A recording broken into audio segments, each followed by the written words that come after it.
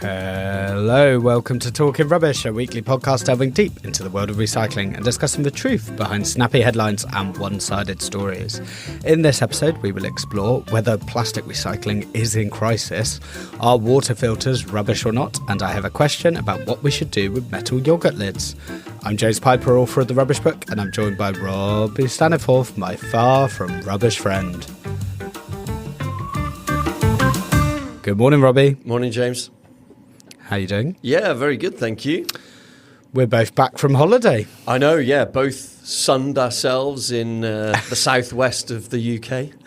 The weather wasn't. I was laughing because I thought, no way do we get sun in the UK, but actually it's been lovely, hasn't it? Yeah, I went to Cornwall and you went to Devon. Yeah. So we weren't on just to clarify, we weren't on the same holiday. We don't holiday together as well as podcasting together. Although I do like the idea of a Talking Rubbish holiday. Maybe, we're just you and me walking around a city looking at bins. I mean, that does sound good, actually. We both enjoy that more than we care to admit. I was back in that place I talked about probably a year ago, where they had the oxo-degradable bags before. Oh, yes. Okay, what are the bags? They're gone. The oxo-degradable are gone. Brilliant. They still got Who Gives a Crap toilet roll, which... Spoiler, we haven't done the toilet roll episode yet, but I'm not the biggest fan of. The toilet roll episode has been trailed for quite a while now. When are we going to get to it? Don't know. I just... feels like I'm making up the plan as I go along, but it's going quite well so far. I keep thinking, next week we'll do toilet roll, and then something else comes in, and yeah. Nobody's noticed. But maybe we're topical, who knows? Trash talk. So our question today is plastic recycling in crisis?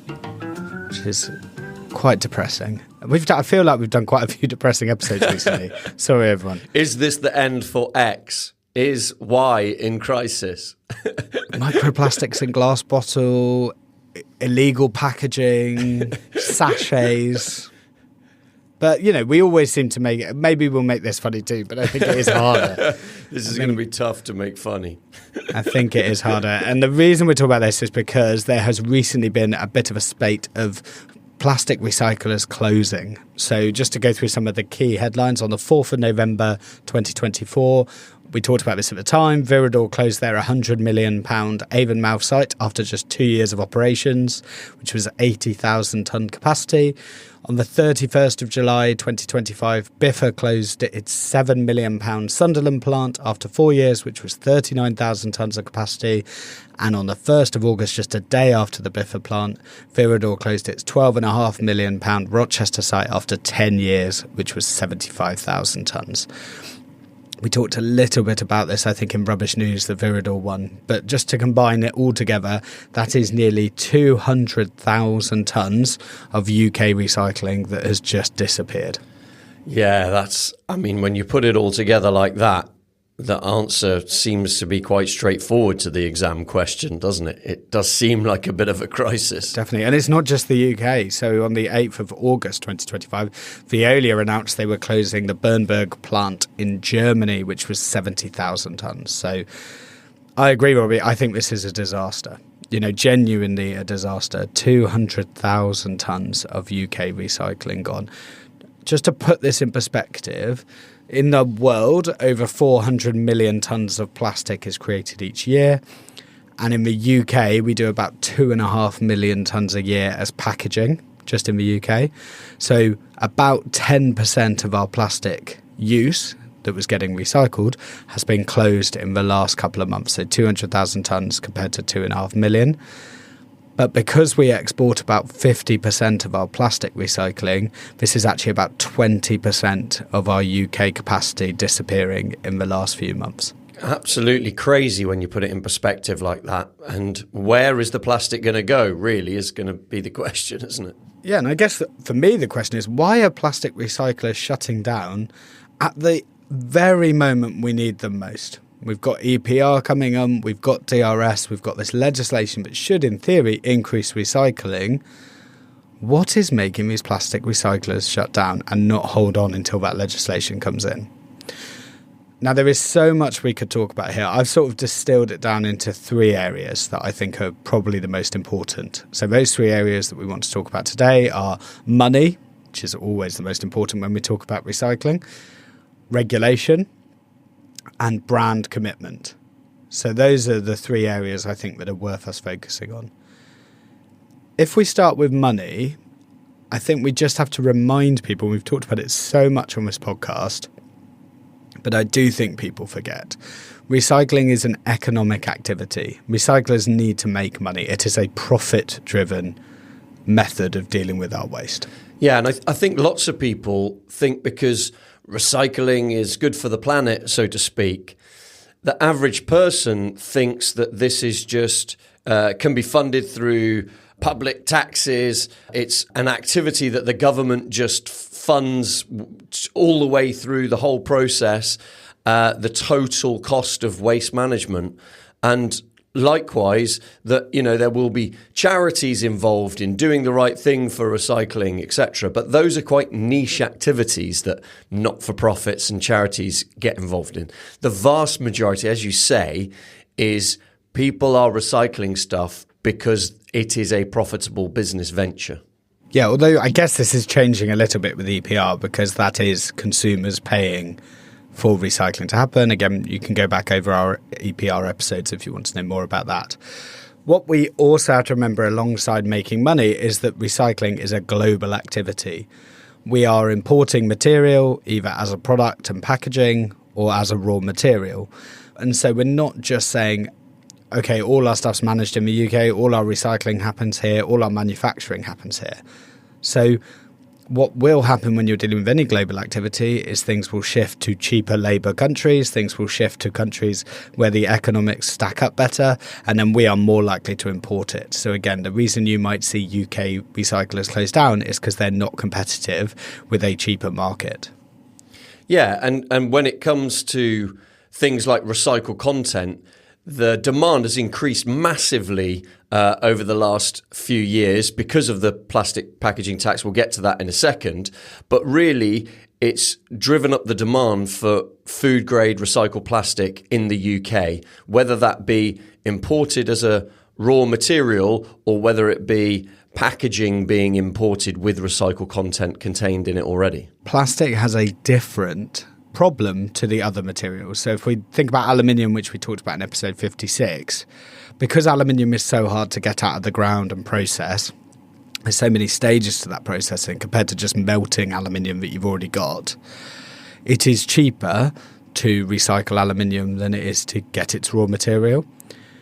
That is not true of plastic. Plastic is a product of the oil industry, and we are at a moment in time where virgin plastic is cheaper than recycled.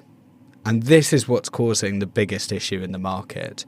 To get some food grade rPET, so PET, which is a type of plastic that's used to make bottles, food grade recycled PET is about £550 per tonne more expensive than virgin. Wow, geez, that's crazy.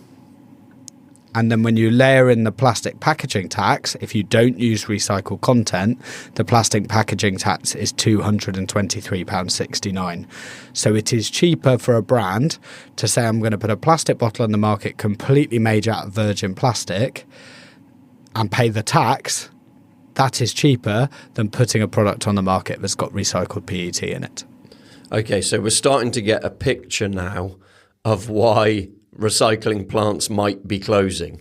It's basically hard to compete against their sort of virgin plastic equivalent.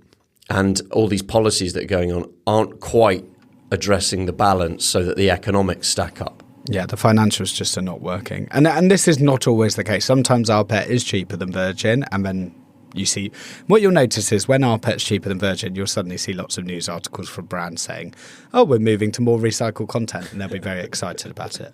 What you see when virgin is cheaper than rPET is very few news stories because people slowly reduce the amount of recycled content in their product because it's cheaper to not have it in there, and they won't put out a news story saying they're using less recycled content. But just to be clear, this is not always the case. What we are seeing today is a combination of low oil prices, subsidies in some countries, and obviously that then allows us to import their plastic, and just the scale of global production with plastic. We're just increasing the production of plastic all the time as a world, globally. And therefore, there is a glut of virgin plastic entering the market, and it's being created in countries where labour is a lot cheaper, and so that plastic is a lot cheaper than a recycled product in your own country.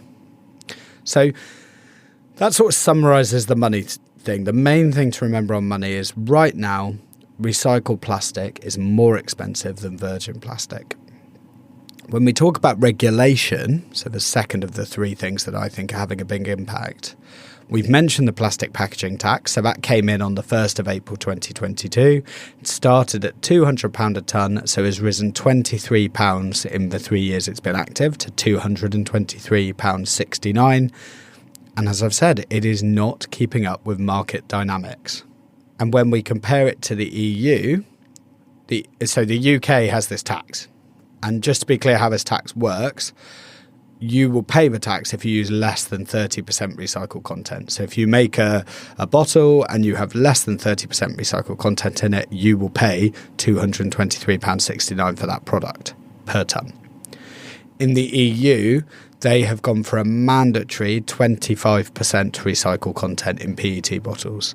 So if you put a PET bottle in the market in the EU, it has to have 25% recycled content. It's not a tax, it's not voluntary, you have to do it. And my comment here and thought, Robbie, for you is, if recycled PET is expensive and more expensive than virgin, I would suggest that companies will focus their efforts on countries that require you to do it, so like the EU, where you're legally required to have recycled content, and delay it in countries where there is a tax or a voluntary initiative like the UK. Yeah, no, I think that's astute analysis. Taxes are complicated things because, as we mentioned earlier, it's all about how the economics work. And it's very difficult with a shifting market, oil prices moving all the time, recycled content prices moving all the time. It's a globally traded commodity, as you mentioned. It's quite hard to set the tax point to have the effect that you wanted. So really what's happened is the government have collected about as much tax from the plastic packaging tax as they thought they would.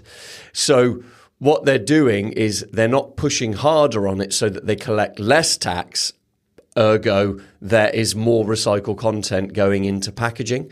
Whereas something like a mandatory requirement just says, look, it's technically possible. You can't put these types of packaged products on the market in our territory unless you've got this much recycled content in.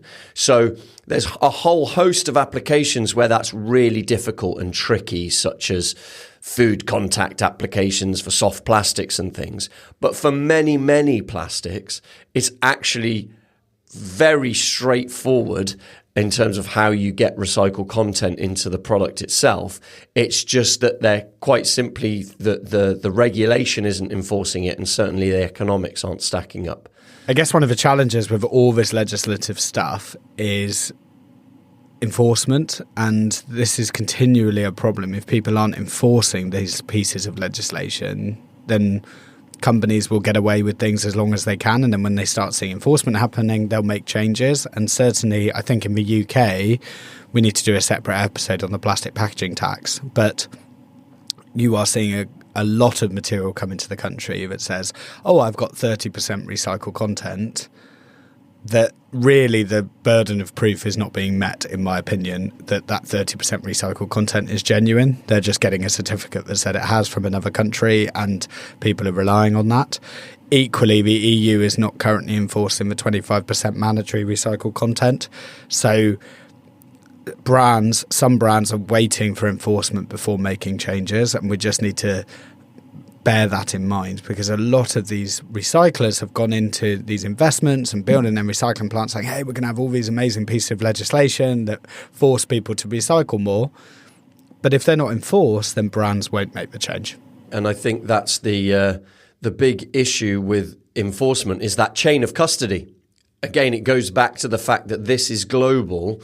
How do you have enforcement powers to go visit plants in other countries to enforce your domestic legislation? It's just very tricky to do.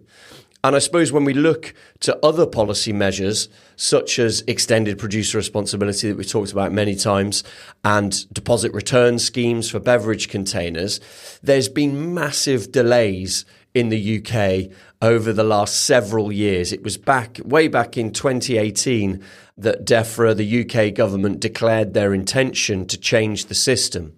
We're all the way now 7 years later, and it's only just starting to come in.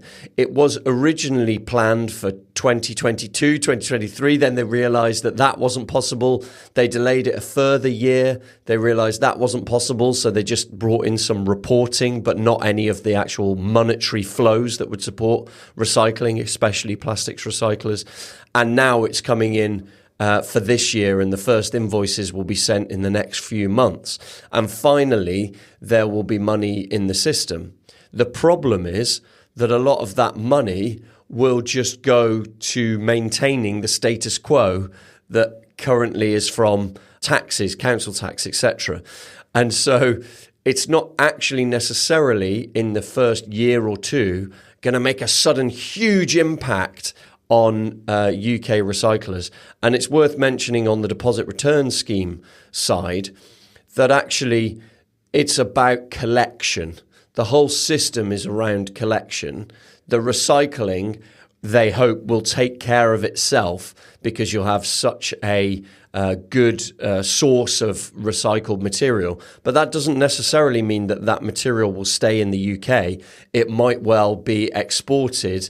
I can imagine in a few years' time, brilliant UK quality plastics that have been collected just going off to Europe to be recycled and to go into meeting those 25% recycled content targets that they've got over there.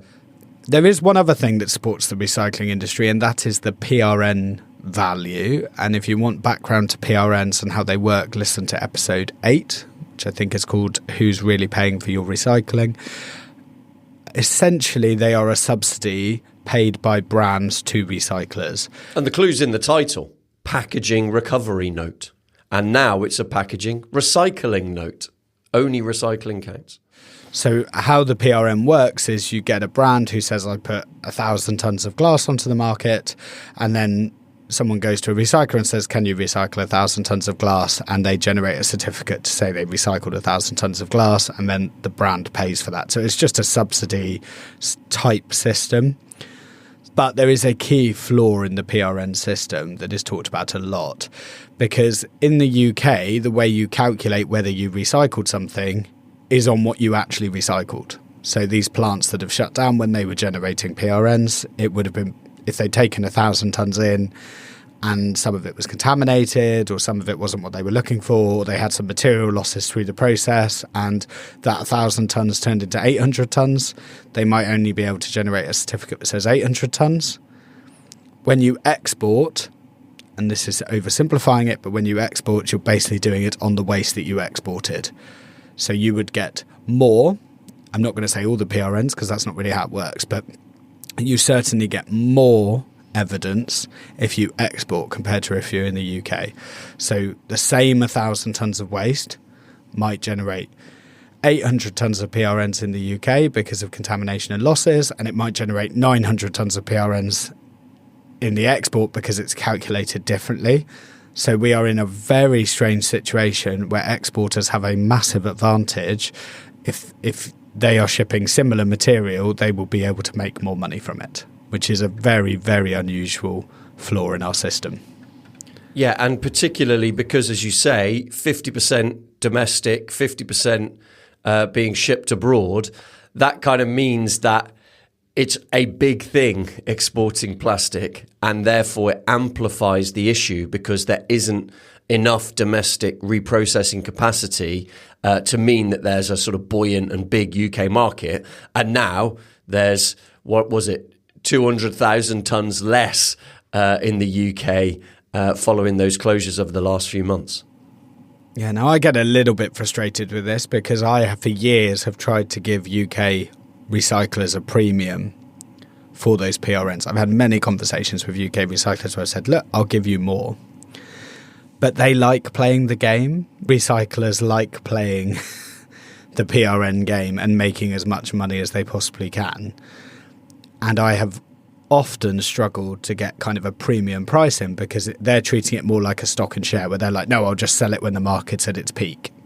And it doesn't really work like that. And typically I have seen many times recyclers say, no, I'm waiting for the market to hit, let's say £300 a tonne, when it's at 100 and I'm offering 150.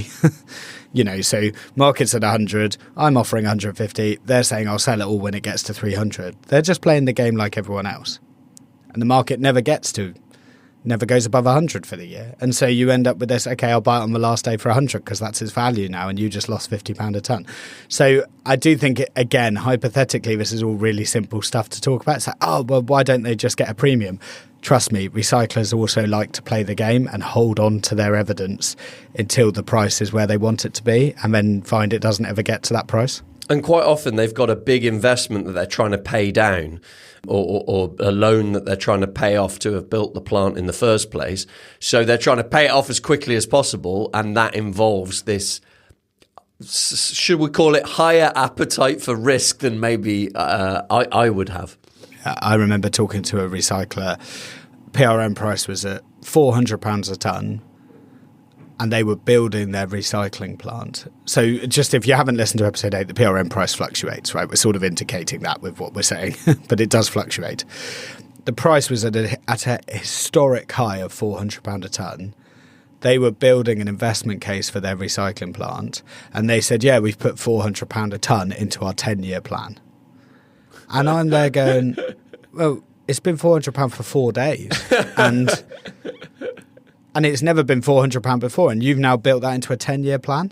Yeah, crazy. And today, what plastic, I don't actually know, but I think it's about £150 a tonne or something for plastic. So somewhere in their 10-year plan, this recycler had £400 a tonne for all of their PRNs in a fluctuating market. And so the modelling doesn't work. If you build your recycling plant based on aspirations or based on historic highs, which does happen a lot in the recycling industry, then you're going to fail. You're definitely going to fail. Yeah. So you've had a go at the recyclers. What about the brands? Let's talk about the brands, yeah. The third point. I love recyclers. I'm not having a go at recyclers. I'm just trying to help them maybe make better investment cases. Anyway, so from the brand's perspective, I think it's fair to say, as I said earlier, brands talk a good game when times are good. Mm-hmm. And when recycling prices are lower than virgin, suddenly you see this massive ramp up on recycled content, and it's driven from a sustainability angle. We are in a cost of living crisis where the cost of products matter more than ever. And I would argue that the majority of the public, not these podcast listeners, but the majority of the public don't really understand what recycled content is. And I would possibly say probably don't care. I think the general public at large care way more as to whether their product is recyclable or not. So yeah, is the bottle I'm buying likely to be recycled? If you say to them, oh, this bottle's made of 50% recycled content, does that kind of get the average member of the public excited? I don't think so. It's like sort of too intangible. Like what actually ends up happening to it doesn't really matter as long as it goes off and is recycled. Yeah, so what I think we will see and are seeing is brands slowly reducing commitments and taking advantage of cheaper virgin plastic. And I think this will happen more and more over the coming months and years. The Single-Use Plastic Directive will help, which is the thing that's requiring brands to use 25% recycled content in plastic bottles. That will help because, as we've often said, things that happen in the EU also happen in the UK. So, we are likely to continue to see brands, I think, hovering at the 25 to 30% recycled content mark to avoid taxes and to make sure they're compliant with EU law. But I don't think we will see lots of brands moving towards the kind of Coca-Cola model, which is our 500ml bottles are all 100% recycled content. I don't think we're going to see many brands moving to that. No, I agree. And I think what we often end up doing when we talk about plastic packaging is spending most of the time talking about bottles, whether they be PET or HDPE, like the sort of milk bottles you get in the UK. And those we know, it's very easy to put recycled content into them. It's been happening for decades. It's in the other use cases for plastic packaging where there's technical challenges and also it's just too expensive, as we talked about earlier, where we're just not seeing anywhere near enough brand endeavour to include recycled content. And I was briefly very positive about Coca-Cola, so let me balance that. Coca-Cola are also a great example of a brand weakening its commitments. They had previously said they wanted 50% recycled content by 2030. I think this is globally. And at the end of last year, they announced this has been downgraded to 30 to 35% for recycled plastic. So they were originally committing to 50% recycled content. They are now at 30 to 35%. So bringing them in line with the taxes and laws that we talked about a second ago. And they are not alone. Unilever, PepsiCo, Colgate have all downgraded recycling targets alongside many, many other companies. So the reality is the market is not good at the moment. Virgin plastic is so cheap that brands will continue to reduce their commitments on recycled plastic. We've sort of talked about three things there: money, regulation and brands. I kind of wanted to think about how that might play out. So let me just imagine the journey that we're going to go on in the next few years.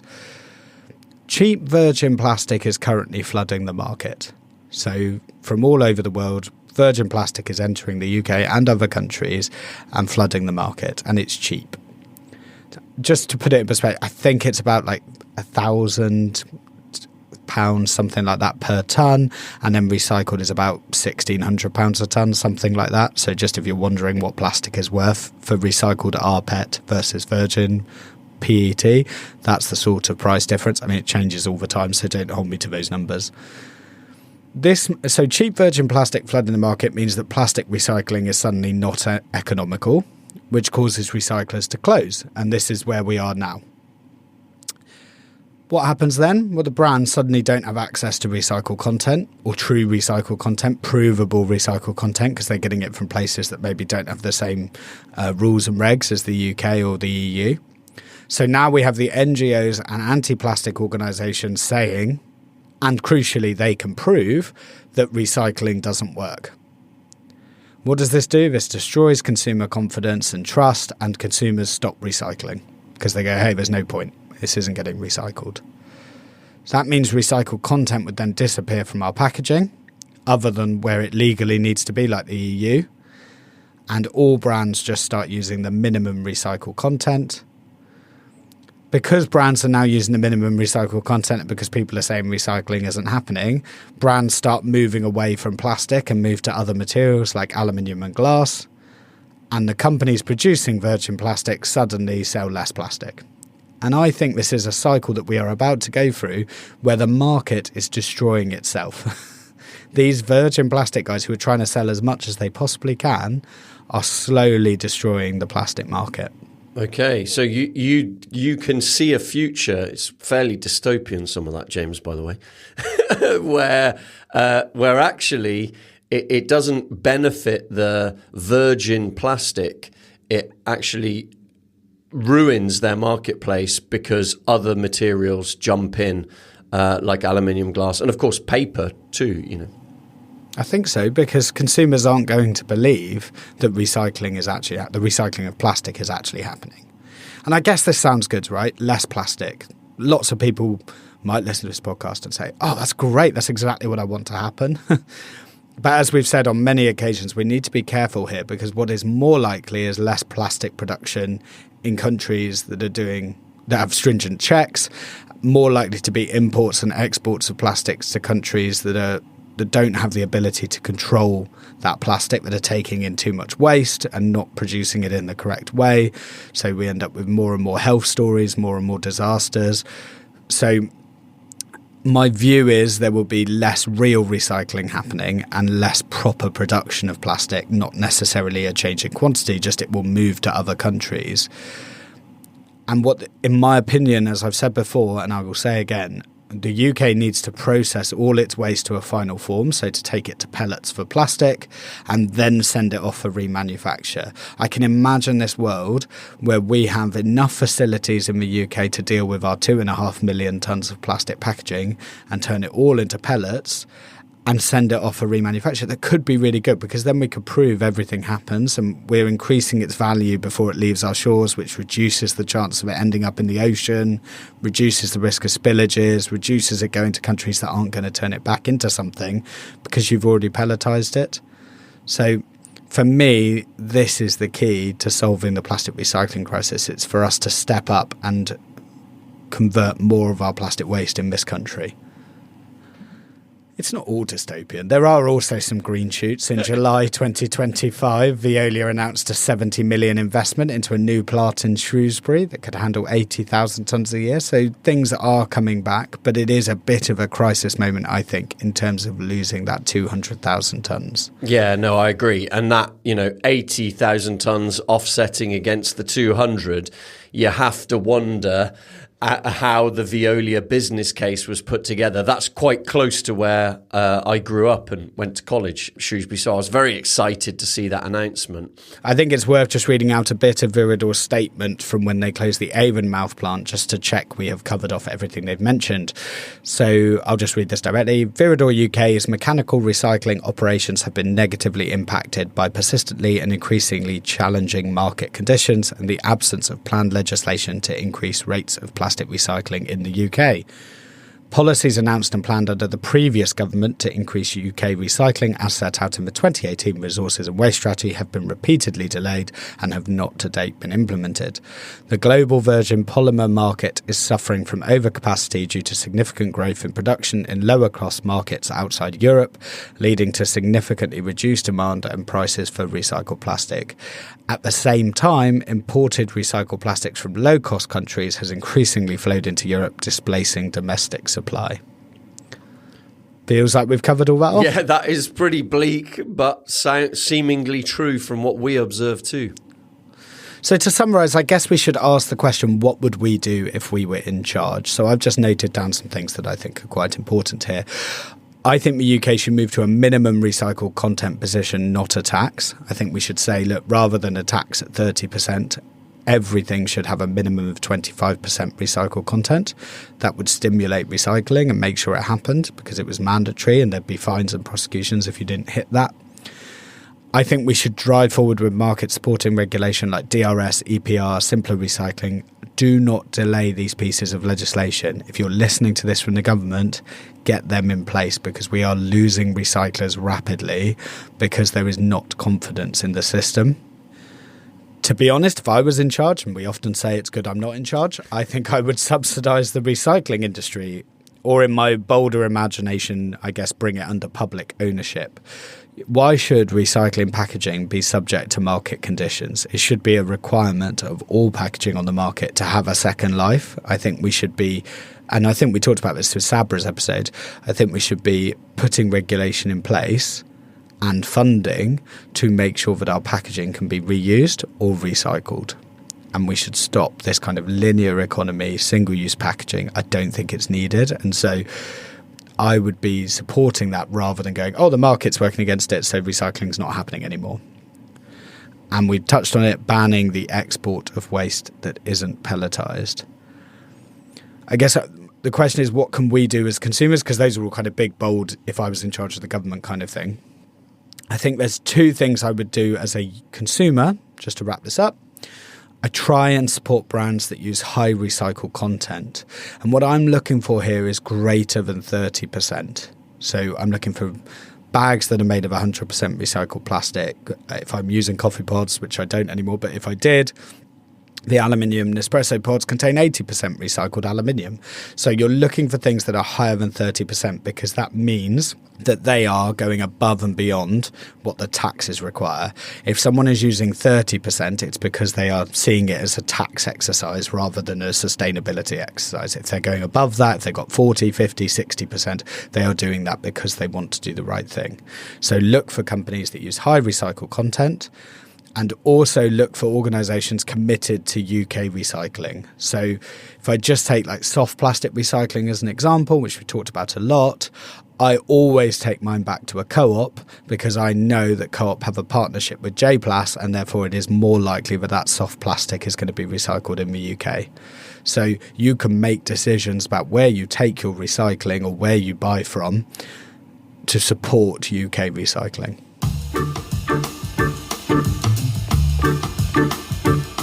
Additions and corrections. In episode 54, I mentioned that cartons would be getting the OPRL recycle label. And linked to this, I'd been messaging Ace UK, who represent the carton industry. And they told me they invested and supported a plant in Halifax, which is taking the cartons for recycling. So remember, cartons like Tetra Pak and things like that are fairly horrible because they've got plastic liners in. Some of them have aluminium. They're just very similar to like a coffee cup. So they need to be separated and recycled differently. The difference to a coffee cup is they're generally collected at the household because of the volume that we have in our homes. We don't have many coffee cups in our homes. We do have lots of cartons. So 69% of councils now collect them, and we're moving to a world where everyone's going to need to collect them from next year. And Ace UK had mentioned that at full capacity they could recycle 40% of cartons placed on the UK market. So my observation was, even if every council was collecting them and everyone was recycling them, we could still only recycle 40% in the UK, so they'd be likely to be exported or incinerated. Interestingly, I received a message this week from, I'm going to say anonymous person, because they didn't want to be named. Okay. We're getting increasingly the anonymous person, as we get a bit more tough in our views. We had someone from industry who messaged who'd actually toured that facility in Halifax and confirmed that about 8% were recycled. Okay. So even though 69% of councils collect cartons, and I'm sure lots of us recycle them, only 8% are recycled. I'm sorry if that number's out of date. I'm sorry if it's not correct. Feel free to get in contact, facility at Halifax, if it's wrong. This is what I've been told by someone who recently toured the facility. As we've said, cartons are going to get their own episode in the future, but it is a good moment to remind people that collected does not mean recycled. There are also many examples of this. But when we read things like flexible plastic is collected at supermarkets but not recycled, it is true of lots of things that could replace flexible plastic as well. If the economics don't stack up, see our trash talk today, recycling does not happen. We've also, on Discord, had a bit of a flood of reusable cups. I think because people have been going to summer events, and summer events have a tendency to use reusable cups, and they seem to all be quite local summer events, Oh, lovely. This is an uplifter, finally, James. Yes, although my favourite example so far has to be someone who sent a picture of a cup that had Devil's Arse written on it, which I assume was the beer that was being served. Ah, okay. But they found it in a churchyard. Oh, that's amazing. Thank you, John, for sharing that. I do think finding Devil's Arse in a churchyard is impressive. The thing that has alarmed me beyond Devil's Arse, the thing that has alarmed me is the amount of events that seem to charge £1 for a cup, which can be used through the event, but then they don't offer any route to return. Okay, so they're just selling a £1 cup. They're selling a £1 cup, yeah. So you lose £1, but you gain a cup. But you didn't want or need the cup. You didn't. So what happens to it? And that's basically what a lot of people on Discord have been asking. Do most people really dishwash that cup and keep it? And, these aren't like nice glass souvenir cups. They're just plastic cups. Can it be recycled was a question that kept coming up. So just to confirm, I believe it can be recycled. It's just a rigid PP, polypropylene. So if you wanted to, you could put that in your recycling. But I do just generally, I'm against kind of reuse if you haven't got a plan to then take the thing back and wash it. If you're relying on customers to take it home and wash it, I'm not sure you're really doing reuse. I don't know. What do you think? Yeah, I think so. I mean, it's just a 1 or 2 steps further, like well-intentioned, these local events, but just a little bit more thought and the system could be much, much better. And finally, Robbie, I posted a social clip of your Itsu ice cube tray. Oh, yes. Remember to follow us at Rubbish Podcast if you want to see our clips. And we had a comment on YouTube from someone who said they'd made an ice cube tray out of their 30-year-old toolbox. What? And they liked it because every cube is a different shape and size because of all the dividers and sections. You know, if you think about like a fishing box where you've got all the different dividers. One of the like inserts or something inside it. Look, I don't want to be health and safety police, but a 30-year-old toolbox I don't think is going to meet the food grade standards required. I mean, I was already sceptical of your Itsu tray, but this is too much. Okay, well, fair play, though. Be interested to see a picture of all the different shapes and size cubes that come out of it. That sounds quite fun. The rusty toolbox that we now get sent. It's got to be plastic, this thing, surely. I don't know.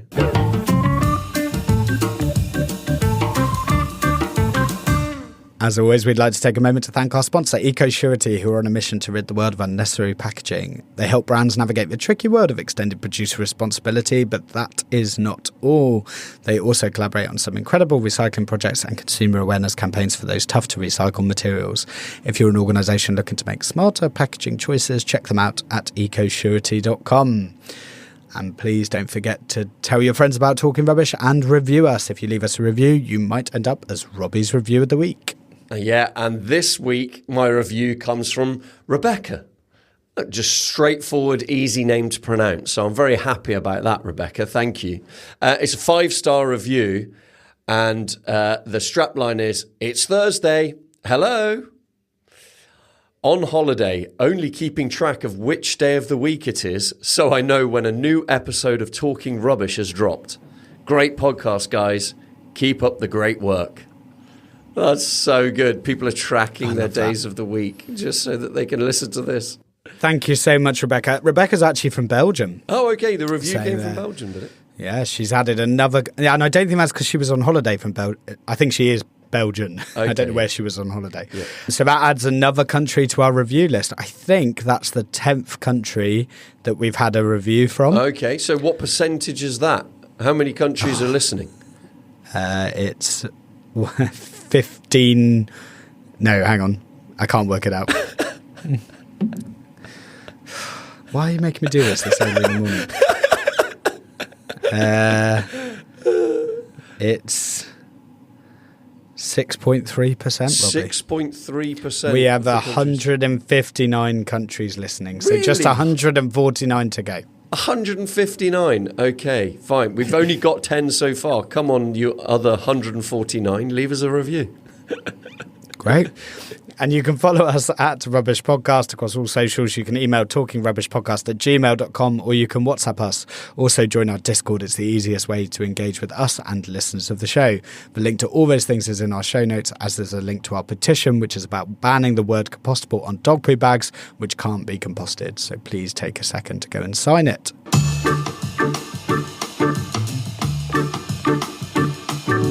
Rubbish or not? Today, our Rubbish or Not is from Discord, from Emily. Thank you very much, Emily. And she was asking about water filters. And she was specifically asking about Brita filters, but I've had to, I've broadened it out just to narrow it back in because I'm mostly going to talk about Brita filters here. Other filters are available. A single filter can save the equivalent of nearly 1,000 plastic bottles. I must admit, we had like a life straw, so it was like a bottle with a filter. The straw was the filter, so you sort of like suck the water and it came through the straw. We use that a lot while travelling, and we did use that in every country. Yeah, sure. And the only one that I've ever used is just the lump of charcoal that you put into a glass jar of water in the fridge. And at the end of it, what do I do? Probably burn it or something, wouldn't I? Start a fire with it. Well, this is the section to decide, Robbie. What do we do with water filters, rubbish or not? They've got to be rubbish, haven't they? We're talking about these plastic-cased ones that go in one of those jugs in the fridge. I just can't see how they're recycling those. I'm going to say rubbish. You're half right. I think in general, water filters do have no route to recycling as a default, as in standard route to recycling. They cannot be collected at curbside, and I don't think there's anywhere for them at the tip or dump. So, yes, I think in the main, we don't have a route for them to be recycled. However, and it is a however, there are brand-focused routes. Okay. And as I say most weeks, I hate brand-focused routes to recycling. So Bic with pens, Baby Bells with cheese wax, etc., etc. I just do not like brands who say, oh, well, we'll set up recycling for our product, but no one else's, because either you're serious about recycling your product category and therefore you should accept all brands, or it's a marketing activity, in which case don't pretend it's sustainability. And so we've loosely touched on Brita Filters there. They actually have a really good section of their website, and I will briefly apologise to Brita for saying about the brand thing, because actually they started their recycling programme in 1992. Whoa, early which is days. So early. I think they deserve credit for that. That is crazy. I mean, they only deserve credit, though, if more than, say, 70 or 80% of them are being returned, which I imagine is not the case. Yeah, definitely not. Although I actually don't know. They didn't have any data on their website for returns, but it will not be that high. So they have a map on their website. I'll put the link in the link tree. And when I put Bristol into that, I got Robert Dias, Sainsbury's, The Range, Tesco and Waitrose that I could take Brita Filters back to. So it was actually a pretty good selection. I mean, for people not in the UK, is Robert Dias going to mean anything? Probably not. Hardware shop. Yeah, hardware shop. The Range. They sell everything, don't they, The Range? They do have a good range. So the water filter cartridges are separated in Brita's own facility. I think they separate them. So they take the plastic casing, they shred that. That's then sent off for cleaning and separating, and they grind that into granules. So normal plastic recycling, you're just melting and shredding into granules. There's activated carbon, which is basically the coal you're describing. It's just carbon, and it has the word activated just means it's got lots of little holes in it, lots of pores. Oh, okay. To help it release the. They just give it a massive surface area, so it's sort of like a sponge, and it sponges everything up. A carbon sponge. Very nice. Exactly, and that's for mercury and chlorine. They return that to the suppliers who reuse it for various filter processes. So they will reuse that activated carbon, for example, in wastewater treatment. And then the final bit of a filter is ion exchanger, which captures copper, zinc and cadmium. And they regenerate those ion exchangers and they add them to new filter cartridges. Ooh. So they're reusing those. They just get regenerated. And, it's pretty impressive. They say nearly 100% of a Brita filter can be recycled if it's returned. So I definitely think if I use them, which I don't, but if I did use them, I would be taking them back to those various stores that I could take them back to. If you use one of their competitors, so an Aqua Optima water filter, that specific brand has a TerraCycle scheme. So you could use that, slightly less, very less widespread. So the map of Bristol took me to one council facility or one school. So a bit harder to use than the supermarkets that you can use with Brita. So what we're saying then is if you want the convenience of these Brita filters or other filters, then you're probably going to have to put up with the downside, which is the slight inconvenience of having to go take them back to the store when you're buying new ones. It's not that much of an inconvenience, though, is it, at the end of the day? You are still going to the store to buy new ones. Yeah, absolutely. And I definitely think there's enough in that Brita filter that can be reused, so the activated carbon and the ion exchanger, that it is worth doing. This is not just a lump of plastic that's going to get recycled. They're actually reusing this stuff. So it's definitely worth that extra supermarket, or not even extra supermarket trip. It's definitely worth taking it to the supermarket when you go. Rubbish news. A bit of grim rubbish news from me today, although with a happy ending, I would say. So, Wet Wipe Island in the River Thames. First of all, the grim bit is that it exists, but the good news is that it is being cleaned up. And it just sounds horrific. It's 180 tonnes of congealed wet wipes, or if we're going to get London specific, it's the weight of 15 double-decker buses across the size of 2 tennis courts. And for decades, volunteers have been kind of going through this, cleaning it up, picking up wipes. But the City of London has stepped in and is conducting what they're calling the rake and shake method, which is basically where they have a big piece of machinery that's got like gaps in it, like a digger, and they're picking up clumps of soil, shaking it, and the soil is falling through while the wipes stay on the digger. It's just a really good time to remind everyone that it does not matter if your wipes say flushable, they are not flushable. please don't put them down the toilet. These specific wet wipes will have been flushed through the system and at some point ended up going out into the river at overflow points. They've collected near Hammersmith Bridge because there's a bend in the river there, and that is how you create Wet Wipe Island. So the good news is, as this episode goes out, they will have just finished the cleanup operation. So well done, City of London, for that. But please, everyone, don't flush wet wipes. So I've got some very local news this week, which comes from the Wiltshire Times, and that's that a resident has been fined £600. So this is a resident in Melksham who they've not named. They had been informed by the council that they had placed non-recyclable items in the wrong bin, presumably the recycling bin, so they refused to take the bin. So to resolve the error, this resident decided to pay £10 to a passing tipper van to remove the waste. And guess what? They didn't treat the waste properly.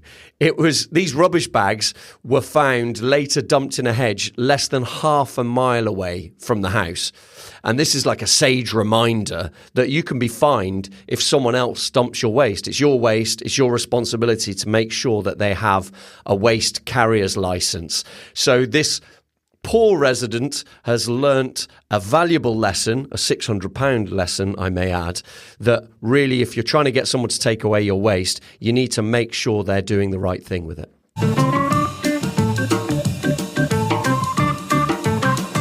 Rubbish question. We had DJ Blag. I think we mentioned DJ Blag before. They've come up before. The notorious DJ Blag. Yes, very, very active on Discord. So we're going to have a few things from DJ Blag, I suspect. Sharing a picture of a yoghurt lid, which was metal. So it was a goat's milk natural yoghurt. And it was just one of those metal lids, you know, like you got like a plastic tub and then you have a metal lid.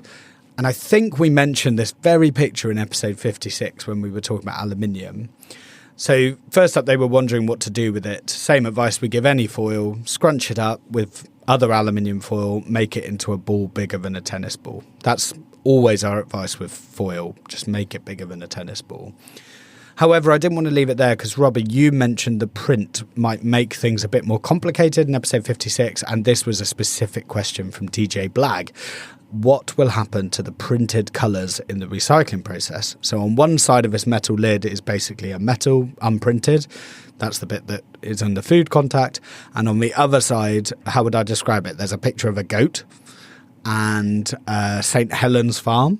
And it's blue and white, but kind of a blue background with white writing that says goat's milk natural yogurt. So that's quite a lot of print. What's going to happen to that when it's recycled? Yeah, well, this one's quite straightforward because it'll simply just get burnt off in the process and become part of what goes up the chimney, basically, when the aluminium gets smelted. When it comes to other print, it gets a lot more complicated, but we'll maybe save that for another day. Plastics, card, etc. All those inks have to be removed in a slightly different way.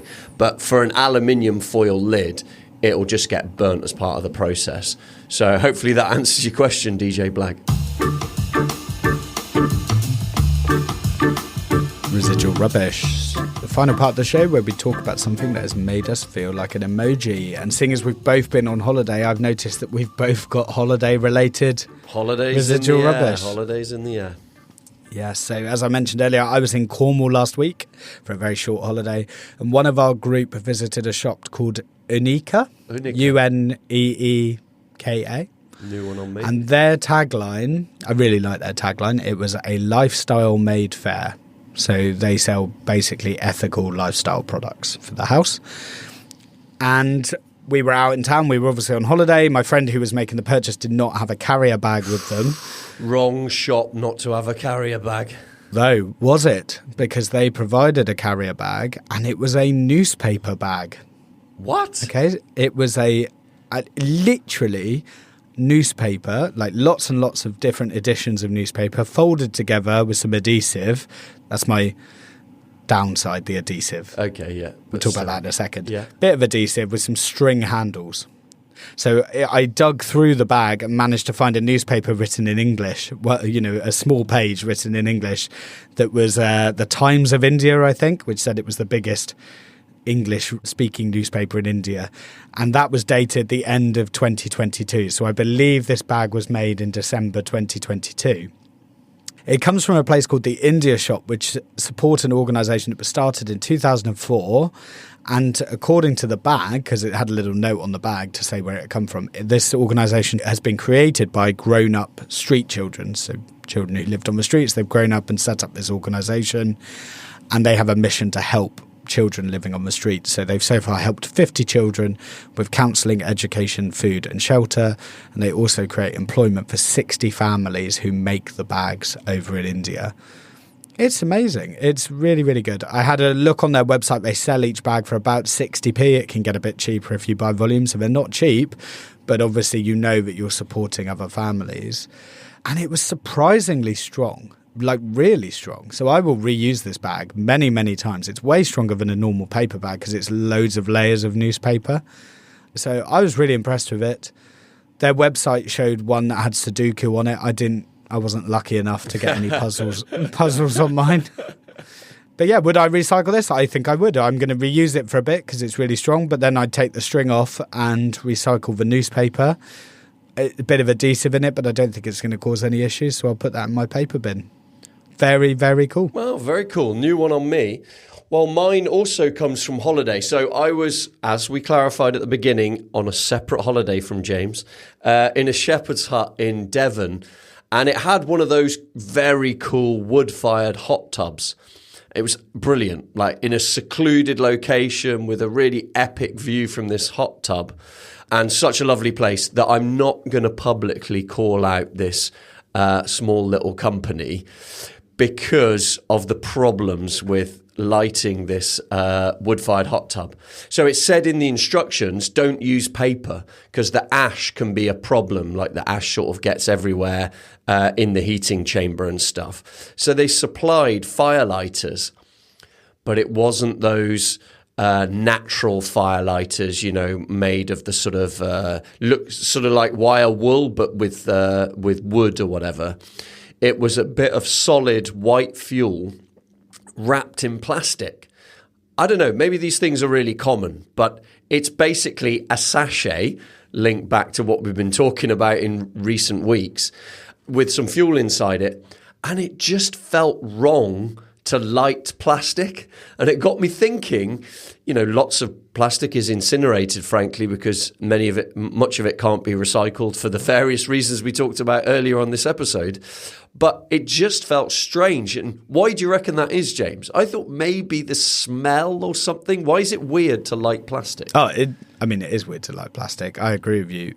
I also had a wood-burning hot tub at my accommodation, and they used the wooden twine that you're talking about. Okay, so you definitely can use that. So I agree with them, paper isn't going to be the best. Now, funnily enough, we actually arrived at our villa and the guy said, have you noticed the new wood around the hot tub? I said, yeah. He said, that's because the previous guest to you set fire to the wood-burning hot tub. Oh, gosh. So ash definitely is a problem. Okay. But you can definitely use just the wood, wooden twiney stuff. Yeah, so it just felt really strange lighting this plastic and a sachet. So I think maybe shock and slightly just like grossed out is the emoji. What's the grossed out emoji? The thought of lighting a piece of plastic. And did you give them this feedback? I will be giving them the feedback. I haven't yet left my review, but that'll have to be one-to-one because it was a great spot and a very small thing, but it would have made a difference. Yes, nice. Every time I'm leaving a review for a place now, I just think about Ethel. Think, how can I turn this into not for everyone, but some of us will love it. As always, thank you all for listening. Thank you for the reviews and engagement. We love getting the chance to do this podcast. Join our Discord. Follow us on social media @Rubbish Podcast. You can email talkingrubbishpodcast@gmail.com or you can WhatsApp us. Everything we have discussed today can be found in our link tree. The details of all those things can be found in our show notes. Nothing left for me to say other than see you next bin day. Bye. Bye.